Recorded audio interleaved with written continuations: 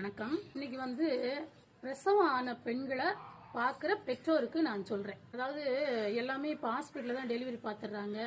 ஒரு 3 நாள் ஹாஸ்பிட்டலில் வச்ச உடனே நல்லா நார்மல் டெலிவரினா வீட்டுக்கு அனுப்பிடுறாங்க. சாப்பாடு எது வேணாலும் சாப்பிடலாம்னு சொல்றாங்க. ஆனா நீங்க சில விஷயங்கள் கடைபிடிச்சுக்கோங்க. கடைபிடிச்சு பெண்களுக்கு செஞ்சு கொடுங்க உங்க பிள்ளைங்களுக்கு. அதாவது என்னன்னா நம்ம வீட்டில் உள்ள மருந்து தான். மிளகு, சீரகம், வெந்தயம், சோம்பு, பட்டை, கிராம்பு, ஏலக்காய், திப்பிலி, இந்த மாதிரி மூலிகைகள் நம்மகிட்ட இருக்குல்ல. பிரியாணிக்கு போடுறது, நார்மலா சாப்பாட்டுக்கு குழம்புக்கு உபயோகப்படுத்துறது எல்லாமே எடுத்துக்கோங்க. எல்லாத்தையும் பொன்னிறமா வறுத்துட்டு மிக்சியில பவுடர் பண்ணிக்கோங்க. அதோட சுண்டைக்காயும் வாங்கிக்கோங்க. சுண்டைக்காய் வத்தல் வாங்கி அதையும் வறுத்து பொடி பண்ணிக்கோங்க. இதெல்லாம் ஒண்ணு நீங்க மத்தியானம் சாப்பாட்டுக்கு, காலையில டிஃபனுக்கு, நைட்டு டிஃபனுக்கெல்லாம் குழம்பா கொடுக்கலாம். எப்படி கொடுக்கலாம்னா இந்த பவுடர்களை ரெடி பண்ணி வச்சுக்கோங்க. கடுகு, உளுந்தம் பருப்பு, காஞ்ச மிளகாய் கூட வேண்டாம். கருவேப்பிலை, பெருங்காயம் நிறைய சேர்த்துக்கோங்க. போட்டு நல்லா கடுகு வெடிச்ச உடனே, கருவேப்பிலை இது பண்ண உடனே, வறுபட்ட உடனே இந்த பவுடரை கொட்டுங்க.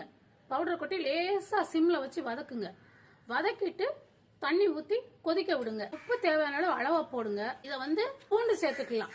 பூண்டு உங்களுக்கு பூண்டு வேணும்னா கருவேப்பிலை இது வதங்கும் போது, கடுகு உளுந்து பருப்பு வதக்கும் போது பூண்டை நல்லா வதக்கிக்கலாம். அல்லது இந்த பவுடரை தனியா வச்சுக்கிட்டு மருந்தா கொடுக்கலாம். பிரசவ லேகியம் கடையில கிடைக்குது. இதுதாங்க. இததான் கருப்பட்டி கலந்து வச்சிருக்காங்க, லேகியமா வச்சிருக்காங்க. நீங்க என்ன பண்ணலாம்னா வளைகாப்புக்கு மடியில கருப்பட்டி கட்டி விடணும். அந்த கருப்பட்டியை குழந்தை பிறந்த உடனே அந்த மருந்துல கருப்பட்டியை உடைச்சு போட்டு அடுப்புல வச்சு லேசா கிளறினீங்கன்னா நல்லா திரண்டு வரும். அததான் லேகியம். இதை நீங்க ஒரு உருண்டை வாயில சாப்பிட சொல்லிட்டு வெந்நீர் கொடுத்தீங்கன்னா பிள்ளைங்களுக்கு லைஃப் லாங் உடம்பு நல்லா இருக்கும். அதனால இதை கடைபிடிச்சுக்கோங்க. இதான் சந்தேகம் தான் நான் சொல்றேன் மறுபடியும்.